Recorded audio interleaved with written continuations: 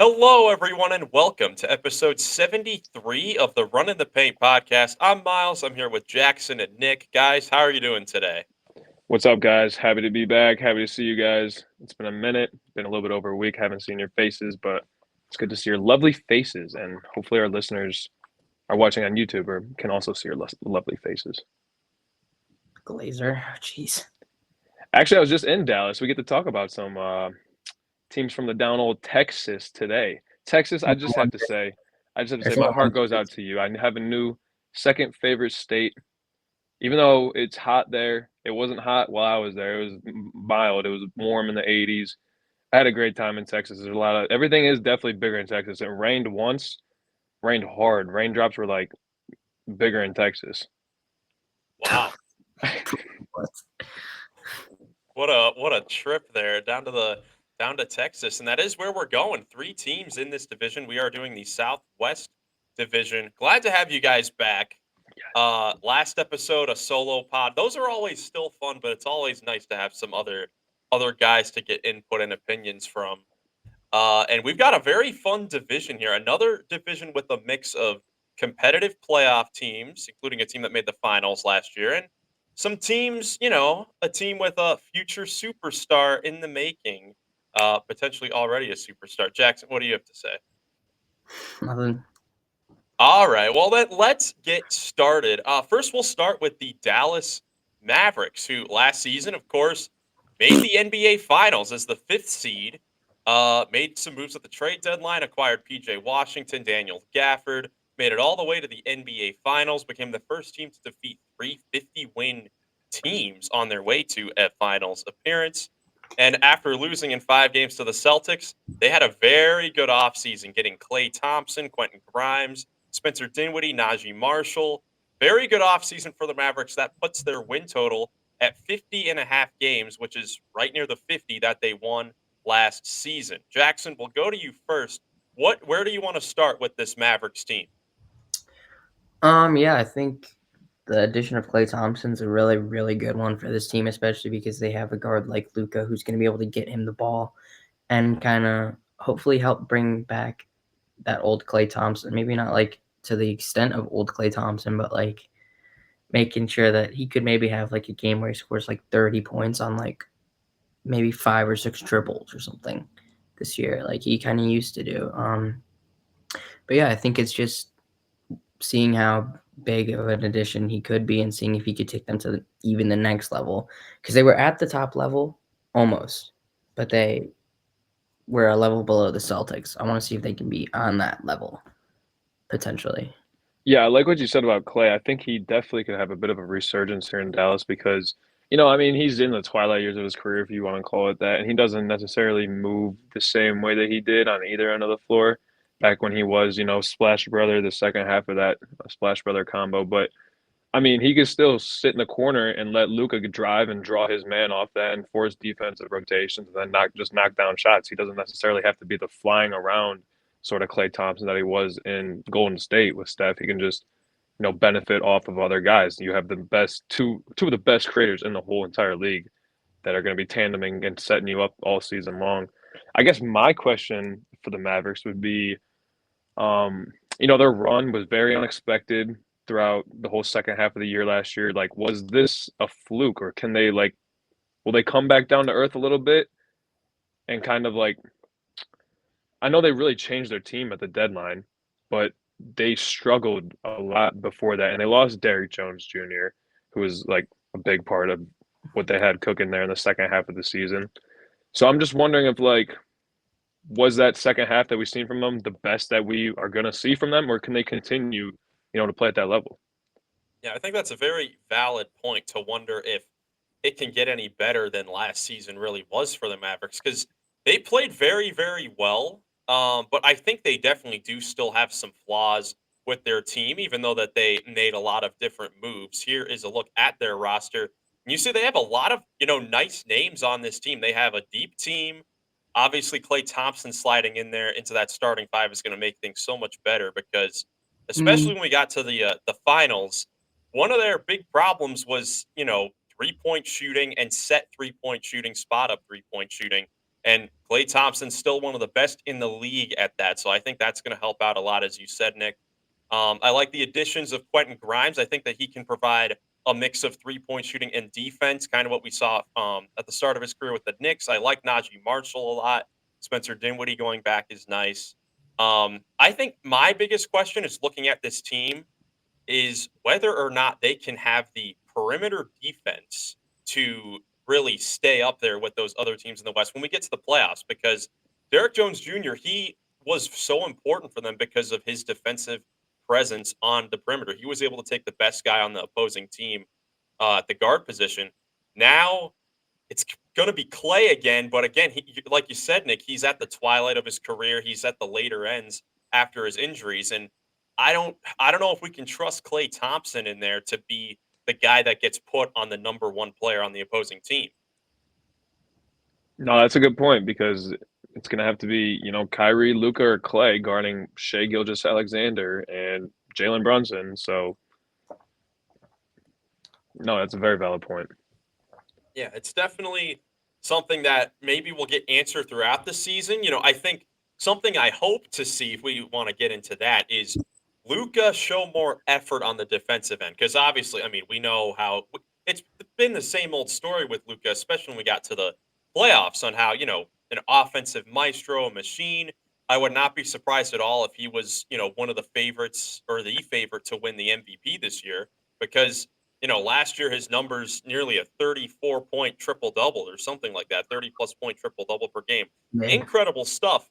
But he gives back so much on the defensive end, and they won't be able to get back to where they were last year, or even really close to it, if he doesn't show more effort on that end of the floor. Like, to me, I want to see more effort from him, like we saw from Steph Curry these last few years, because those first few years where the Warriors made it to the late in the postseason, he was really the defensive target. And, over Mhm. these last few seasons, he has gotten a lot stronger. He shows a lot more effort on that end of the floor.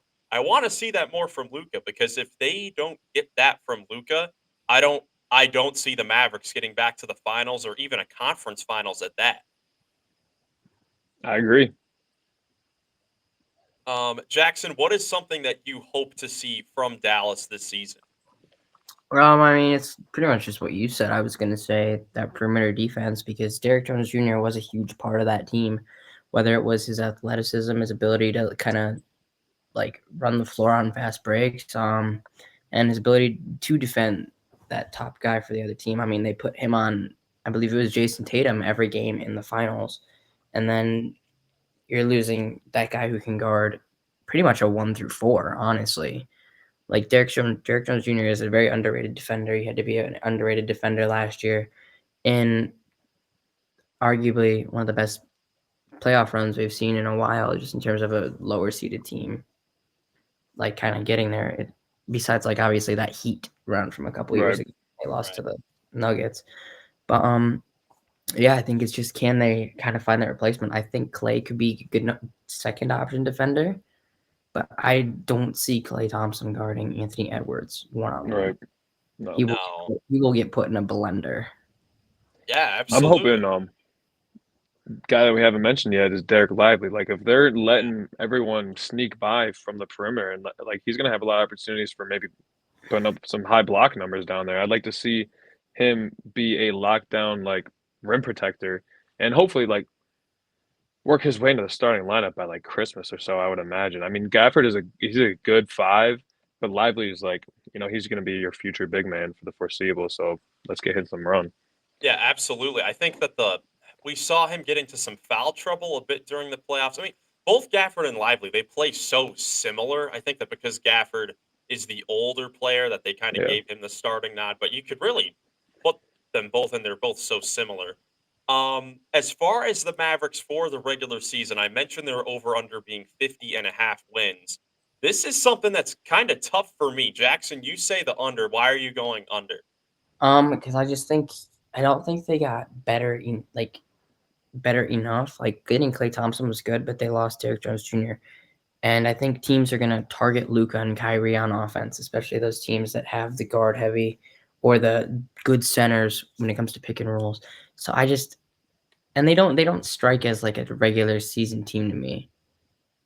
if that makes sense. Like I feel like they're more built for the playoffs. Besides, obviously, Luka's and Kyrie's defense. But, Interesting. See, I I would would- kind of when looking at their team, I could see a case for that because I mean, like you said, the perimeter defense is something to be desired there. But also, like this team, like I said at the top, it's pretty deep. Like if some guys get injured, you can sort of pencil guys right in. Like Spencer Dinwiddie, if he can get back to how he was 2 seasons ago when he was a Dallas Maverick playing for them in the playoffs. That'd be huge for them. You could pencil him in, Dante Exum, Quentin Grimes. I think Najee Marshall he's gonna be asked to be the Derrick Jones Jr. type player. It's just difficult because I mean, Luca, Mhm. Kyrie, Clay, they're all gonna start at least to begin the year. We may see a situation where Thompson comes off the bench, but I feel like this could be a decent regular season team because if Luca puts up the MVP numbers offensively and they have the guys in the paint like Washington, Gafford, and Lively, and even Marshall on the perimeter to help them out defensively. I think this could be a team that has the potential to get the mid 50s for wins, but the West is so competitive that I think that there are definitely a lot of teams that are better. So I think I'm going to go 51. I'm going to go half game over for this team. It's not terrible. I mean, can't be upset about that. Yeah, I think if they didn't have Luca and Kyrie, I think Dante Exum would be such a perfect guy to start next to Luca in the backcourt.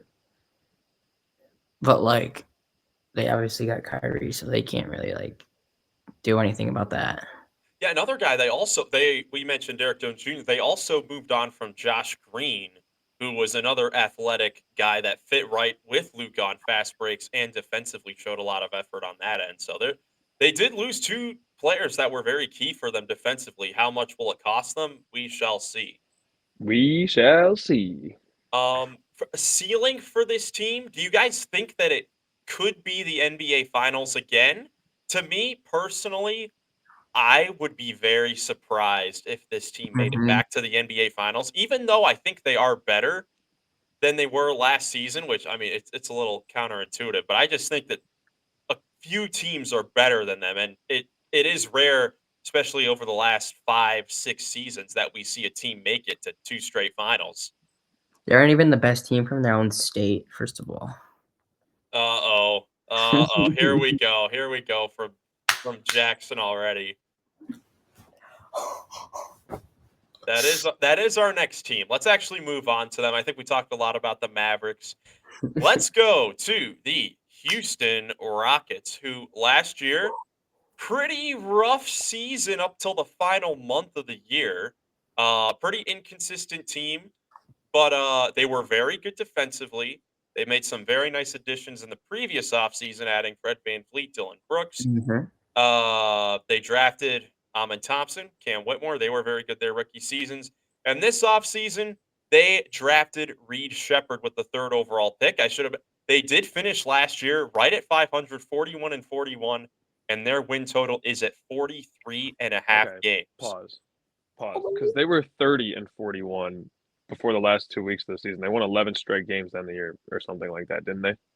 Something like that. I don't think it was something it was just like that, but they were like they did go on like a 10-11 game win streak when Şengün got injured to make that final push for the play-in against Golden State, but they did finish 41 and 41. Jackson, it's your Houston Rockets. You get us started. Where do you want to go with your Rockets? What is that ridiculous over under? Disrespectful. Unbelievable, in fact. 43 and a half, really? Really? It's going to be way higher than that. Way higher. Oh gosh. I think if you swapped theirs and the Mavericks, I wouldn't even bat an eye. I wouldn't. Well, of course you Wow. wouldn't, but as an unbiased neutral fan that you are for this podcast, I still think the Rockets are going to be way better. Like, honestly, I think the Rockets are going to be a fantastic team this year.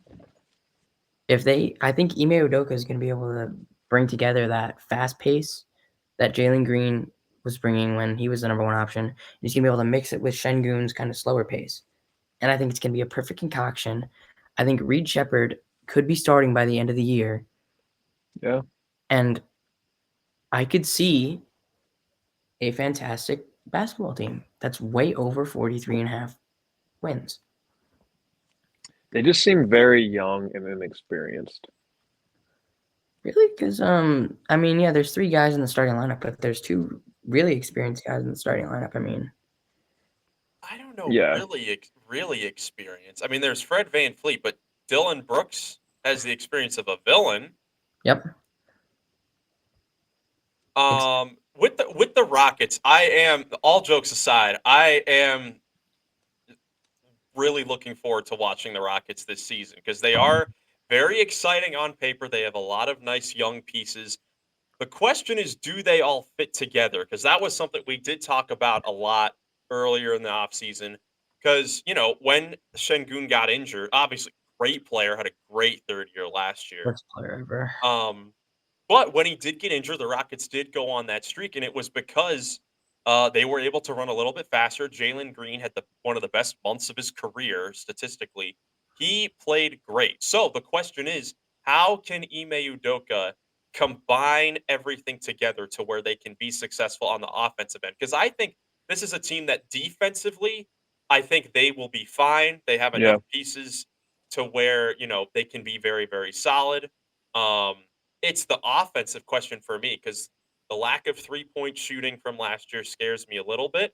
But defense, if you have a good defense, you're going to be competitive in nearly every single game. And I think that the Rockets will be very competitive, and it will put them in position to be a team that could make the play-in or the playoffs next season.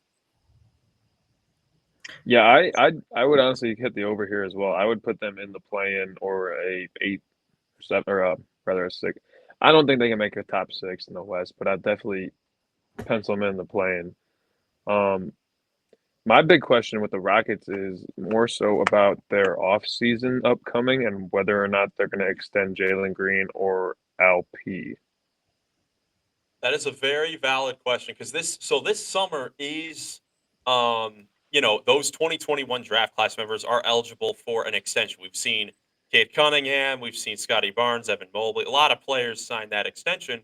But you're right, Jalen Green and Şengün, they're both on the final year really of their deals, and that's a huge question because again, it's crazy to think they were both drafted in the same season. They really killed it in that draft. Hmm. Um, but, like I said, because of the fit and how they played once Sengun got injured, it is a valid question on whether or not you want both of these guys on the same team. True. Yeah, I guess it'll be dependent on how, the year goes for them. I think it will depend a lot on how Jalen Green is playing to begin the season. Because something you can say, with this Rockets team, if there was a player to be traded and that could be replaced, it's 100% Jalen Green over Alperen Şengün because Not of a all the guards question. that the Rockets have.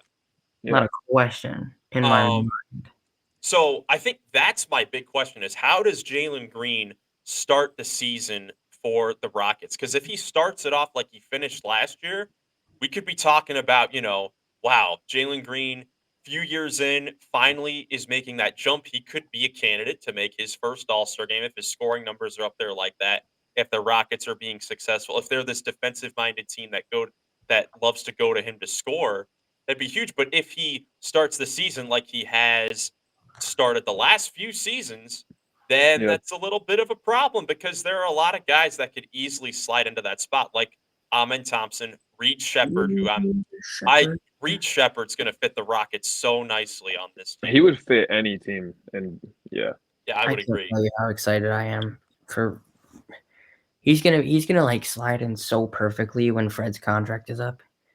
He's gonna You waltz in. know, The Great Gatsby's gonna be like, "Hello, what's up, guys? This is my team now, bud." Him and Şengün. I was talking about their age a little bit. One thing I do like, I mean, it's a bit more balanced, I guess, than I initially thought because one person I do think is going to have a huge impact is a new face there is Steven Adams. I think he's going to come off the bench every single game, and he's an impact guy. And if he's out there, you're going to know he's out there. True. Yeah, I love the Steven Adams pickup. considering they gave up nothing to get him, and he can Literally nothing. theoretically be the backup center. I think that there could be questions on whether or not, how much he can stay on the floor because he is, already entering, his 30s at this point, right knee surgery for a guy Hasn't that's played in 2 already years. really slow. Yeah, hasn't missed all last season, missed the second half of the previous year with Memphis. I think there is legitimate questions about him, but even like Jock Landale isn't bad if he's your third string center. And the Jabari Smith at the 5 lineups were Yeah. nasty sometimes off the bench. I don't think you could run that for a full game, but if necessary, it does work in spurts. Personally, this Rockets team to me has a ton of potential. Um, I think that, the number one thing to me that needs to be improved is the 3-point shooting because right now I think their best 3-point shooter is Reed Shepherd, who is a Yeah. rookie and may take a little bit to step in. I think he's honestly going to come in and start and play really well. Not He's start games, so but he's going good. to start the season and play very efficiently. Rookie of the year. Um, but if your best 3-point shooter is a rookie so far, then I think that there does need to be improvement, and whether or not that's internally or externally by moving on from some other players, we shall see. But I think that if this team can play that well defensively and stay healthy, and everyone gets their chance, and Şengün gets better, Smith gets better, I this Rockets team could be as high as 5 or 6 to me. I honestly see that Mm. with this team. So if Reed Shepherd is the rookie of the year, are they automatically a top 6? If No. Reed Shepherd is the rookie of the year. No, Top I 4. don't think so at all. That is Too I much mean, that's question just a marks. tough question because Yeah. theoretically, like, if everyone got injured on the Rockets and Reed Shepherd just became the number one option, but they were garbage, then yeah, he's rookie of the year, but they won't be a I top see. team. But I know what you mean. If Reed Shepherd plays like that excellent glue guy who's efficient from 3, can make plays offensively, I think this Rockets team will be very, very successful. But I think they can't be relying on this rookie to come in and fix their 3-point shooting if that's what they're planning on doing. They got to get Yeah. some other improvements. I don't think they're gonna rely as heavy as you guys are thinking because I predicted in our first one of these division things for the Hawks that Jalen Johnson was going to take a Pascal Siakam type leap this year. But I have another most improved player candidate, and it is Jabari Smith Jr. Yeah. Because I think Jabari Smith Jr. is going to kind of be forced into like a role where he has to be like more important to this team if they want to do good. And I think he's going to step up to it because he is a 6'11" guy who can stretch the floor and plays good defense. Yeah. I could see him becoming like a 21 point per game scorer very easily. Dude, I'm a Cavs fan, and I honestly rather have him than Mobley. That's just a dumb take. That's That's a redonkulous take, actually. Okay, my bad. Are you We'll drunk? cut that. We'll cut that out. No, we're keeping that in, sir. No, we'll cut that out. I Oh, no. mean, I like Jabari Smith too, but I do too, but not over Mobley. 14-8 over someone who gives you better numbers and is a top defender in the world, I think that's a little crazy.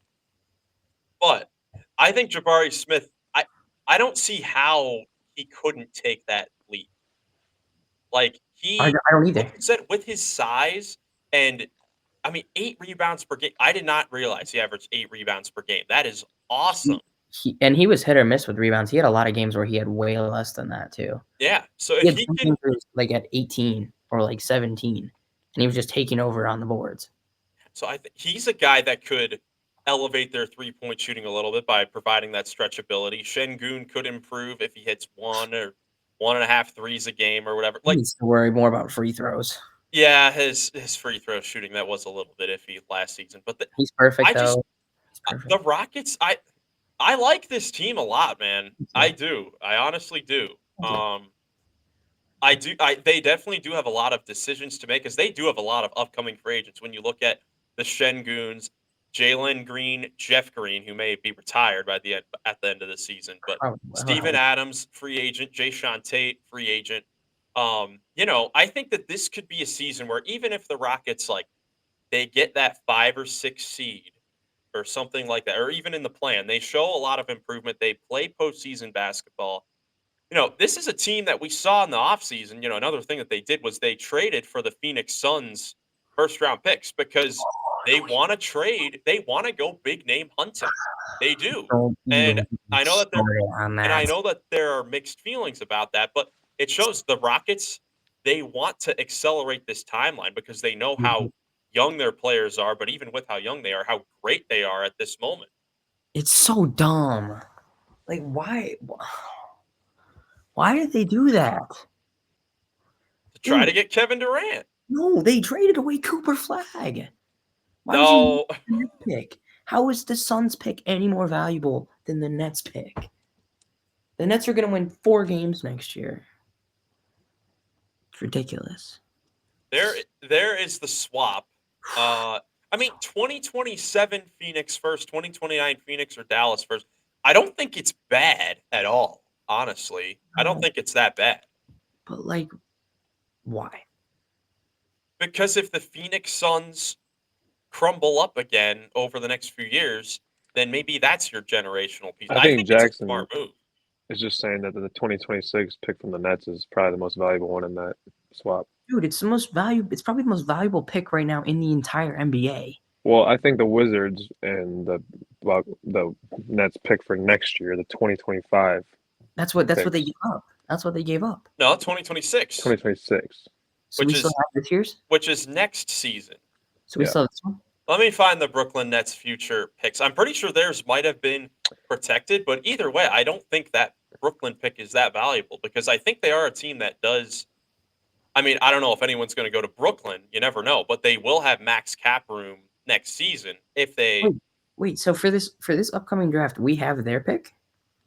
No, Brooklyn should have their own pick, or else they wouldn't be Yeah, selling Mikal Brooklyn. Bridges. Brooklyn has their own first round pick. They have the Knicks first round pick. They have the Didn't, Bucks top didn't we? four. We gave them their pick back. We just gave them their pick But back, the right? following year, Jackson. The 2026 first round pick, not next year's. Oh, I thought pull that graphic up. It said 2025. No, 20. again. Oops, wrong trade. 2026 This Brooklyn is first Phoenix round first. pick. I'm drunk.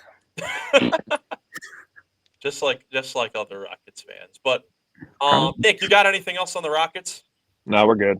All right, let's move on over to the Memphis Grizzlies, a team who last year, probably the roughest season in the league. 2 years straight of being the number 2 seed, then last year faced so many injuries. Of course, the John Morant suspension to start the year, the first 25 games, didn't help anything, but after 9 games, faced another injury.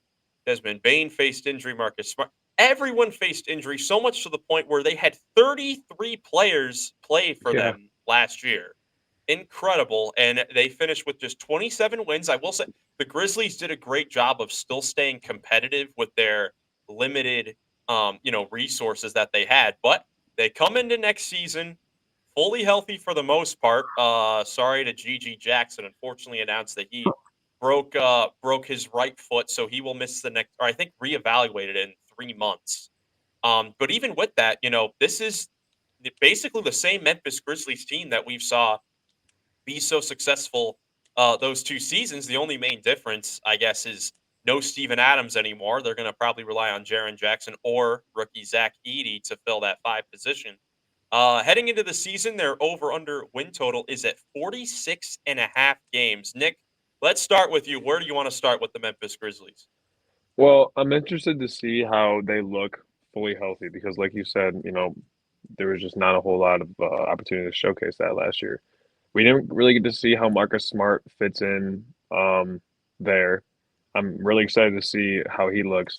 And then my biggest question for them is if Zach Edey is going to be able to contribute to a playoff team and going to be able to fill that starting lineup and keep up with the pace of the NBA game, honestly. I think that's a huge question. That's good. That's my question with this Grizzlies team as well, because with Jaren Jackson Jr., we talked about it in our top 10, videos and the top 50 player rankings. Can he be your starting center? No, Obviously defensively, one of the best rim protectors, one of the best defenders in the league. He won Defensive Player of the Year 2 years ago. But the rebounding numbers and the shooting numbers are just too low, I think. Nick, you say no. That's just not how you optimize Jaren Jackson Jr. He needs someone next to him. Just the same way, like, I was gonna say Anthony Davis, but that's not the best comparison. But Jaren Jackson Jr. is a power forward, I Yeah. believe. Yeah, he Mhm. definitely is. I guess, Jackson, do you think that the Grizzlies, because of what we're saying with Jaren Jackson, the rebounding deficiencies, do you think that they'll look into maybe starting Zach Edey from day one? I think that's a. Yes, I think You you have think to. so? I think you have to. I mean, because they don't have much center. They don't really have any center depth behind him. So I mean, Let's run through the thought. Let's run through the head coaching. Let's run through Jenkins' thought process here. Like, Okay. so either we'll start Zach from day one, and he'll not play well, and we'll have to take him out, or he'll be fine, and we move forward with that lineup. Or we don't start Zach day one, and it'll probably go poorly because Jaren Jackson Jr. is playing out of position at the five. And so you either wait for it to go poorly and then make the change, or you just try and see how it goes off the rip. I would Yeah. see how it goes off the rip. That has to be how the Grizzlies are thinking here because they didn't make any moves or really seem to have any intentions really in filling that center position at all. To have any insurance. I mean, Brandon Clark's going to come back from his injury. Even he's a little injury prone. But they really don't have many backup options if the Zach Edey, starting doesn't work. I mean, I think there will be a lot of experimenting with this team on the back end, mainly with that center position because in the Western Conference they're going to go up against the Jokic's of the world, the Timberwolves that have all those bigs. Schengen. Um, yeah, Shangoon for the Rocket. I mean, in the same division, I mean, they will be battling a lot. Those will be huge games. He said, Um, But I think r- if you're taking away, the questions that you have about center, this team once again looks awesome because John Morant is still so good. He's one of my favorite players to watch when he has it going. I think Marcus Smart next to him in the backcourt is going to be, nice. Desmond Bain, after a year of, him being a number one, perimeter scoring option, is definitely going to help him now that he has the reps and now he has the experience of going through that. This team just has a lot. This team has a lot of things that they can do. I think the big question definitely is that center position. Yeah, well said. I'm good on the Grizzlies. "Me too." Yeah, you were mentioning Marcus Smart and John Morant. I actually went through the numbers because that backcourt they played 6 games together, only 155 minutes. Yeah, I want to see that. I want to see that a lot too, for sure. They were, I mean, it's only 6 games, but they were a plus 13 in those games. That had to be one of their best lineup combinations on their team. Yeah, one of them for sure. They're Um, like the anti-Mavericks in terms of perimeter defense because they got a defensive player of the year, Marcus Smart, and it's like John Morant's no slouch on the defensive end. yeah, I think the Zach Edey thing. I mean, that's the question. But even if Jaren Jackson Jr. is the five, because he protects the paint so well and he can stretch out the defense, I still think they would be fine. The only question would be the rebounding. And that could be a big question. They're going to need a lot of their guards to come in and help on the boards, which, I mean, in the past few years, John Morant, Marcus Smart, they're pretty decent rebounding guards. So I think they'll just have to rebound by committee if they Hmm. want Jaron at that five position. I definitely think it could work. As far as their over under being 46.5 wins, what do you guys think about this? Because this team, when they've been healthy, they're the number 2 seeds. They've been one of the best teams in the entire NBA. After a year off, do you think they could get back to that sort of level, or will they be fighting for that home court position, maybe the play-in this year? I would have to say it depends how they start the year. Like, is it going to be difficult to get everyone back in the swing of things with that year off? How is Zach going to look? Are they going to start him from day one? I think if they get off to a hot start, they won't have any trouble hitting that 46-win mark. But if they start like 5-10 or like 7-13, I don't really see that happening, I guess. But even if they're like 5-5 in the first 10 games, I don't know. I think there's a lot of questions about this team, and I don't know if 46 wins is within the reach this year. I agree. I think also they have a lot less, like, I don't know. I don't have a side-by-side comparison of that old team versus this current team, but I think this team also lacks a lot of depth compared to what that team used to have, at least. Like, I mean, you have Luke Kennard, you have Williams, but I mean, outside of that, it's really nothing too crazy. I mean, Aldama will probably end up being off the bench at some point. He has to be. Yeah. But it's just this team isn't jumping off the page for me. I agree.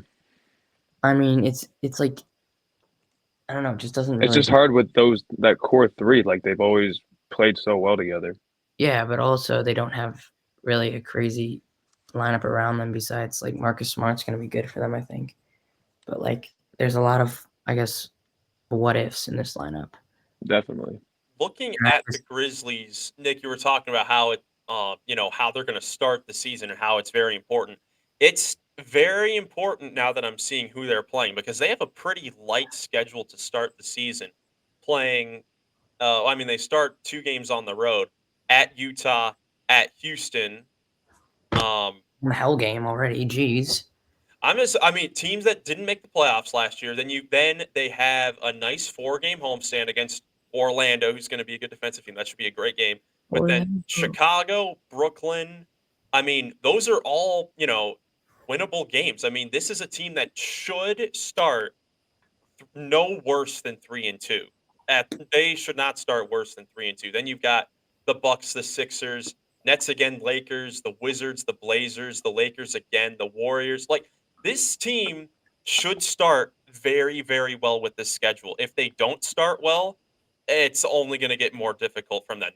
This is probably, I don't have the numbers right in front of me, but this has got to be one of the more easier starts to the season that you could ask for. I got to think. Sorry, Jackson, go ahead. Another thing with this team is, obviously you still have Ja, but Ja's also coming off a pretty significant injury too. Yeah. And really only playing, like, was it 9 games last year? Yeah.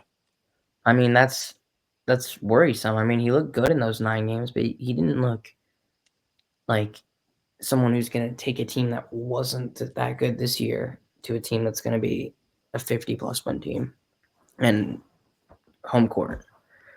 Oh, you're good. I was going through their old rosters because you were talking about who else could have been on their team helping them out. And obviously the big guy who's not there is Steven Adams. Like, he could have been you could argue that he was a core 4 guy for them because he was there both those years when they were the 2nd seed. A couple other names on here. Kyle Anderson was there in their first year as the 2nd seed. Slow-mo. They also had DeAnthony Melton on the roster for that year.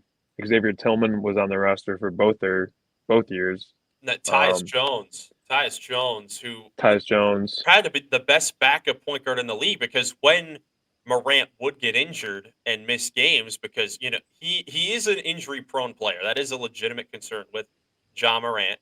But when he got injured, I remember during those 2 seasons, the thing was like, man, Grizzlies are better without Ja Morant because they had a better record when Tyus Jones would start because he was so steady in there. Now, it's like you're sliding Smart and Bane up a position. Yeah. Probably sliding in,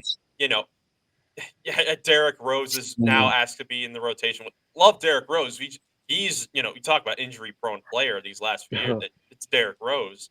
So, this is a team that was able to get by when they were injured in the past.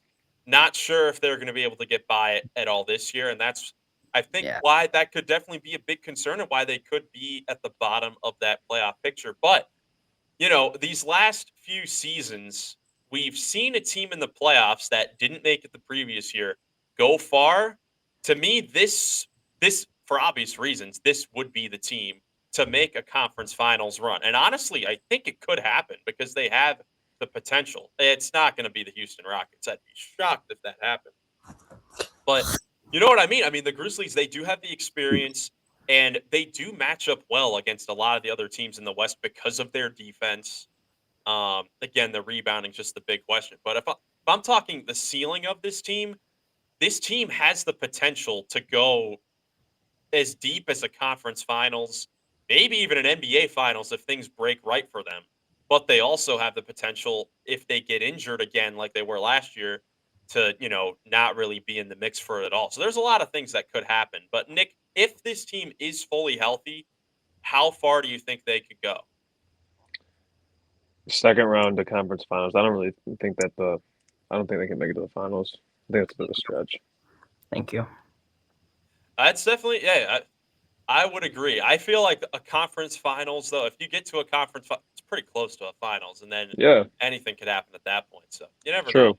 Yeah, I True. mean, for them, I don't think they beat a team like Denver. I don't think they beat the Timberwolves. Minnesota, no. I think Minnesota would destroy them. I think Minnesota would annihilate them in a series. I don't know, annihilate. I think it would be a close series, but I would probably go Minnesota. I would take the Thunder over them. I would probably take the Mavericks over. I might even take the Kings over them, to be honest.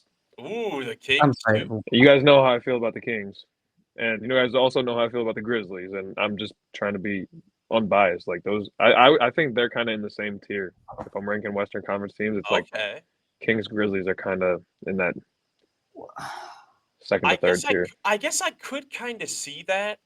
It's just hard because I know. I mean, Dude. like you said earlier, Nick, with this core, the Grizzlies, they've been awesome in the regular season.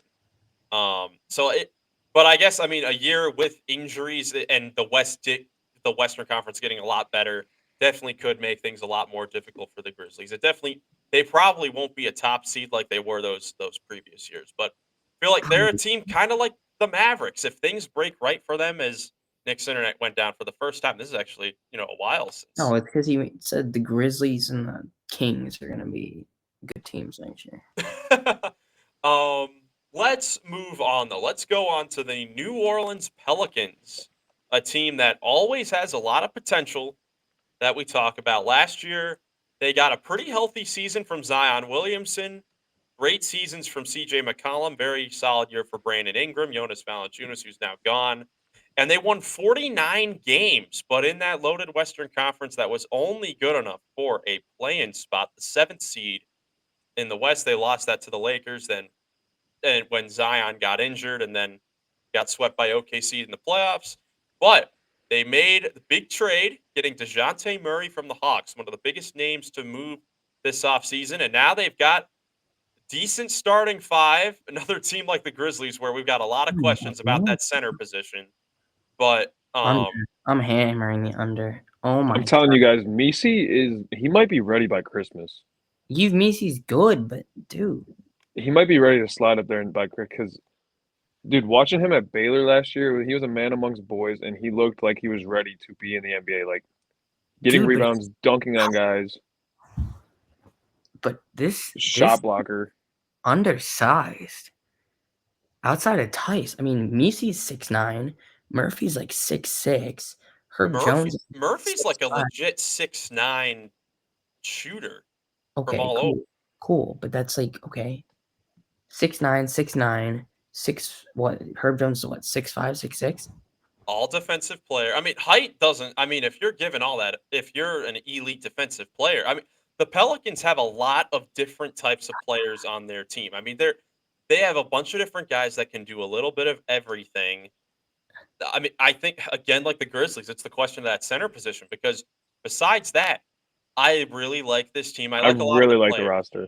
I like the roster. They have the star players. They have Zion. They have Brandon Ingram, that might be one of our big questions is whether or not he does get traded during the season, him on the final year of his major contract there. CJ McCollum, DeJounte Murray. They have one of the best benches in the league. Yes. When you look at Jose, you have an all-defensive player coming off the bench. Trey Murphy is a guy that should be starting on this. If Ingram gets traded, it's so that Jones or Murphy could both start. This team is deep. They got a lot of talent. Question is, can it all work together? Because CJ, DeJounte, BI, Zion, a lot of them need, like, I guess besides Zion, who can, get his stuff in pick and rolls. They all need the ball in their hands a lot. So that's where it's kind of a weird mix on the offensive end, but defensively, I really like it. If DeJounte can kind of get his defensive, you know, skills back a little bit to where they were before the last 2 seasons with Atlanta, this team this team is going to do very well, at least in the regular season. Playoffs, another different question. Regular season, though, I think this team could flirt with 50 wins like they were last year. Sure. What's their over-under? Over-under is 45.5, right near where the Grizzlies were. The Grizzlies, Pelicans, the Kings, Lakers, Warriors, like all these teams were right near this range. That's what the middle of the West is going to be so, difficult to really figure out. Do you guys think that they'll start Zion at the 5 to begin the year? No, they can't do that. No. I think Tice is a definite starter, which is crazy for this team. I can't even believe I'm saying that sentence right now. But Daniel Tice is a definite starter to begin the season because you can't start Zion at the 5, maybe to close games, but like small guys, smaller fours starting at the 5, you can't really do that because you can't be wasting fouls and stuff like that in the early part of games. Yves Missy's 6'11", bro. Why are you lying about the height? I thought he was 6'9". I saw he was 6'9". Basketball Reference says 6'11". Well, maybe 6'11", and that's I'm telling y'all, he's gonna be starting. Dude, I think they should have kept Valanciunas. I'd be so much more confident with this team if they had Valanciunas. Just another guy who can go out there and be a tough guy that can. I don't know. Maybe they'll trade Ingram to Washington and get Valanciunas back. Well, at the beginning of the offseason, it really didn't make sense why they kind of just moved on from Valanciunas. Like, I'm very sure they didn't give him another offer. They were kind of just ready to move on from that whole experiment. And I think it's because they were trying to trade Ingram for a 5, and we've talked about, Nick and I have talked about it a lot. The Jared Allens in the world, that's not going to happen now. They should go after Nick Claxton. That can't happen now because he signed a free agent deal this summer. I think the two names that we were intrigued with this Pelicans team would be a Vucevic from the Bulls because he gives, a Valanciunas type player. But the interior defense is definitely, something to be desired with that. Or the Blazers for a Rob Williams, which I think would be but Rob Williams will give you 35 games a year, maybe. I'd rather have 35 games of Robert Williams starting than 60 of Daniel Tice. No disrespect to Tice, but come on. He felt disrespected. He just told me that he felt disrespected. Question is, Celtics. How many is Brandon Ingram going to play more than 60 games this year? Because he always averages. He'll give you 25 and 5 for sure. At least that's like the baseline. Yeah, but he's not out there more than 50 games most of the time, most years. I feel like that doesn't. That's not true, but necessarily matter with this team because, like I said, if Ingram or Zion or DJ or CJ get injured, you just slide in one of those elite role players into the starting 5, and they're going to fit. They're just going to fit. Like, this team is going to win regular season games. I'm very convinced of it. The playoffs just make me, very, very worried. I think this could be another season where they win 48, 49, 50 games, but it's a 6th, 7th seed because the West is so darn competitive. When we actually get to our West standing predictions and our conference standing predictions, which will happen in a couple weeks, that's going to be crazy because it's easy when we're talking about, these individual teams and just be like over, and just say all that. But then when you actually put it in the context of other teams, where they really fit in, it's definitely more difficult. But this Pelicans team is, I think that this team is going to be good. The DeJounte Murray, what do you guys make of his addition to this team? Because it is going to give them a different look. He's trash. I don't care what anyone says. He's trash. I like the fact that they're going to have 2 guards who can handle the ball and shoot threes in the backcourt starting together. Dude, I don't care. Murray sucks, bro.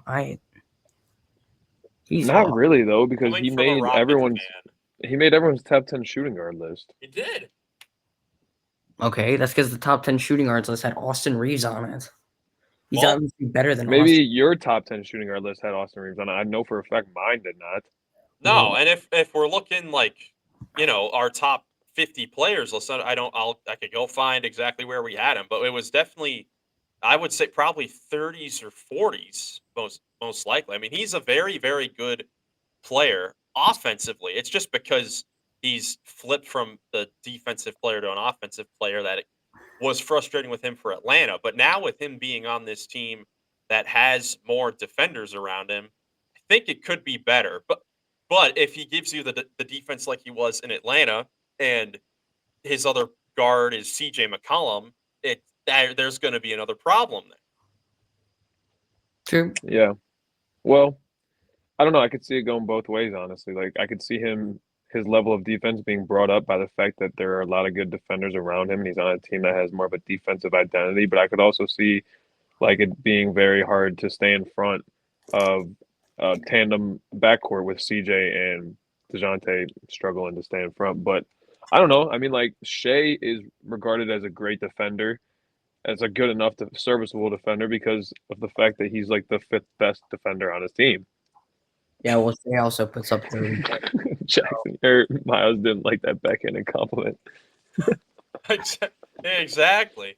Well, looking at our list, DeJounte we ranked him 36th in the league, which is very, very respectable.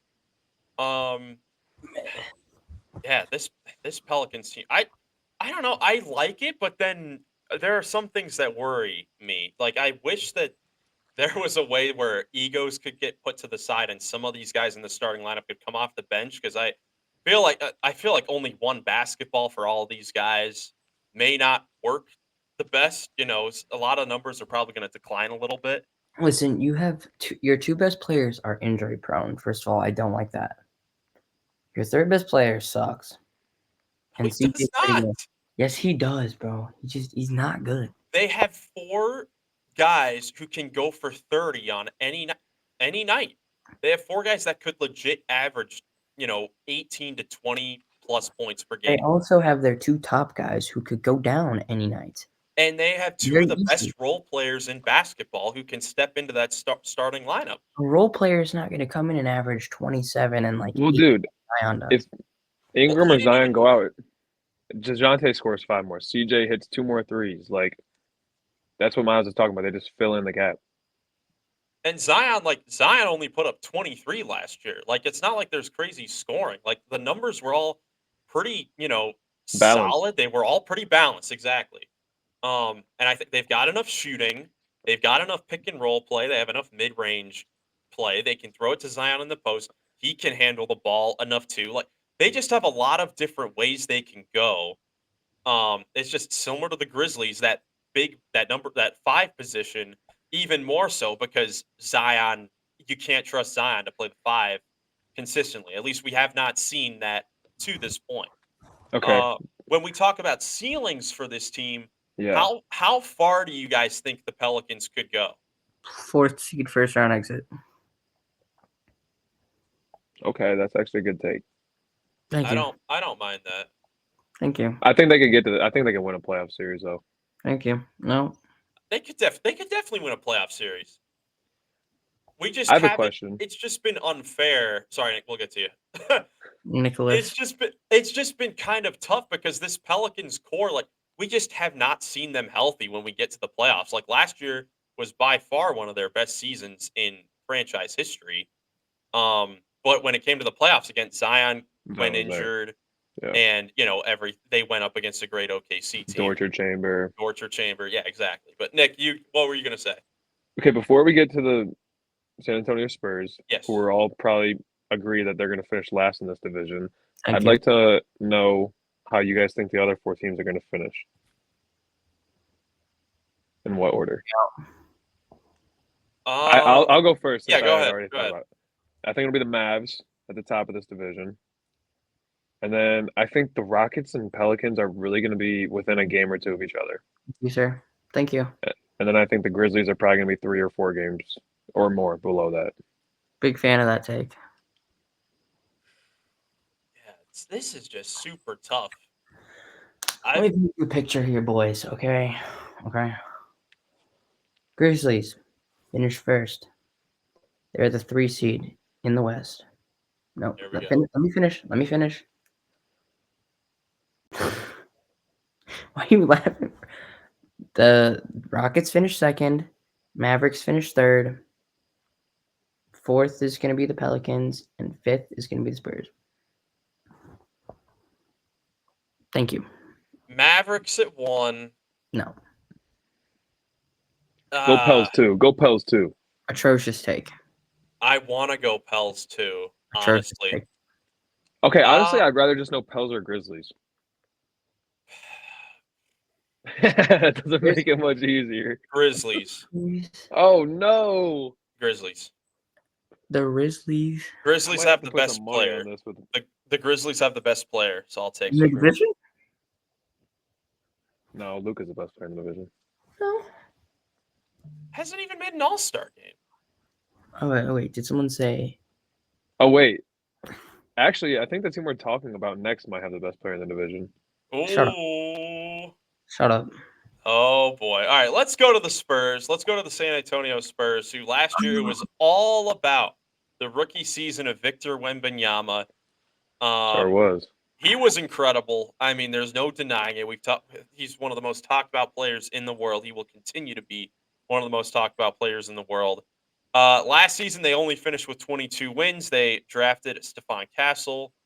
They signed Chris Paul. They traded for Harrison Barnes. They made some moves to get some veterans. Here's their roster, and it doesn't look bad on paper, honestly. If you take into consideration Victor Wembanyama going into his second season, how incredible he could be, and them now having veterans with Chris Paul, Harrison Barnes.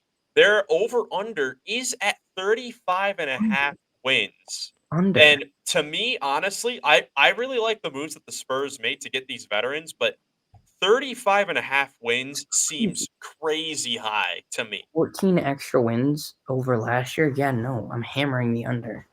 I think they're going to win maybe 32, 33 as their ceiling. Even if Victor takes a big jump, I don't see anyone else taking a jump around him or helping him enough where they win games every night. I don't think that basing their win total off or for this year off of last year is a fair assessment to make because they were messing around with Jeremy Sohan at point guard for a long time in the beginning of the year. They added, but Victor's first couple weeks in the league, he was, under an intense amount of pressure, Playing out of position, playing with teammates that didn't know shooting how a to lot give of him threes. playing with teammates that didn't know how to give him the ball.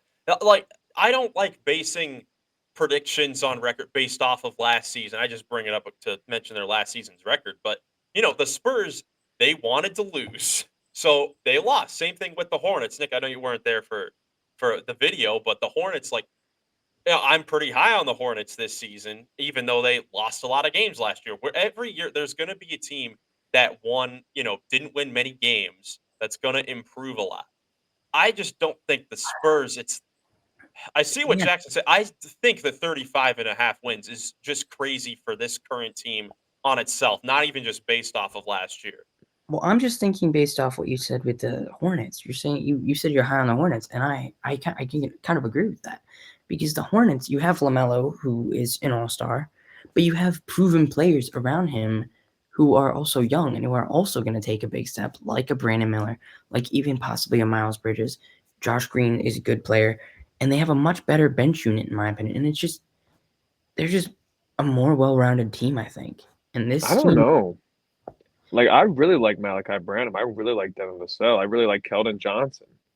I really like all those guys. As the number 2 or number 3 guys on a team. No. Devin Vassell, I think, is a solid 2 or third guy on a team. Yeah, not to mention Miles. Maybe third. He's still young. But you also, like you said, you added CP3 and Harrison Barnes. I think this team could have easily had another 5 wins last year. And if they would have been at 27 wins, then 35 is still a lot, I would agree, but I think 30 is not off of the radar. No, I'm saying I said they're going to win 20, 30, or 32 to 33. That's what I was Yeah, I saying. would agree with that. Yeah.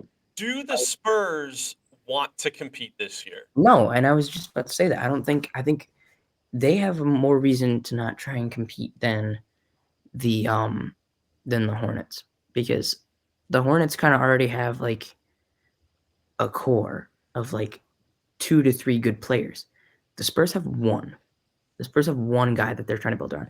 If they And can pair him with Cooper Flag, I will say Devin Vassell, because they did give him an extension, so they do believe in Devin Vassell. But even if you're saying that, it's two guys compared to like the Hornets really believe in that starting five that they got there. The Spurs, it's pretty much Mhm. Wemby, Vassell, their third best player from last year, Keldon Johnson, came off the bench for most of the season. Like No, there's you're right. still a lot of things that they need to figure out. And in the loaded West, this team, I wouldn't be surprised if they were right back where they were last year, the 14th seed or the 13th seed. I think that the only, dude, I mean, there just aren't many teams that I think that could be worse than the Spurs, and that's noted.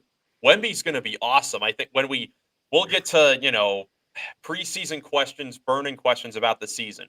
Obviously, Wemby's going to make his first All Star game this year. He's going to be amazing. His numbers are going to be ridiculous. I just don't think it is going to be enough for them to even come close to competing. But that's just how competitive the West is. I think that any other year, like this is a solid starting five in it's most deep. other seasons. Like if this was your starting five, even like 5 years ago, Well, this obviously. this is competing for the playoffs. Not Okay. like not say Chris Paul from 5 years ago. I'm saying the current state. If this team was 2019, just the way that the skill was in the league, it wasn't as skilled as it is now. This team For sure. could be in the running for the playoffs, but where we are in the league and the fact that this upcoming draft class has so many great prospects coming up, I just don't think it's in the Five, Spurs' best interest to five potential compete. generational players in this next class. Book it. I'm saying it now. 5 potential generational guys. I'm really excited to watch Stephon Castle play. Me too. Me Me too. too. I'm excited. But yeah, I think if you're the Spurs, it's got to be in the back of their mind. Hey, we can pair the last 2 generational players up together. Oh, it absolutely is. It absolutely will be. Like, and That would be nuts. I think that's what they're going to go for. I mean, you have to, because they know they're not going to be competing for anything. So you might as well just go out and get Cooper Flag and pair him with, like, just make literally the best young duo we're ever going to see. Because it would be like the best young duo on paper we will ever see if they team those two up. Now, a question I do have for you guys regarding this team is, with the addition of, veteran Chris Paul, the drafting of Castle in there, where does that leave Trey Jones, who is a very solid point guard, one of the few players that showed he could actually play with Wemby, actually gave him the ball a lot, last season. That was one of the big talking points around him last season. Is this a guy that they could move on from? Do they want to keep him moving forward? He's just a player that kind of seems out of place right now because the Spurs would be, I mean, they have 3 guys that all deserve minutes at the point guard position. That's why I don't understand why they went out and got Chris Paul. Like, obviously, you want to go get Chris Paul to help Wemby.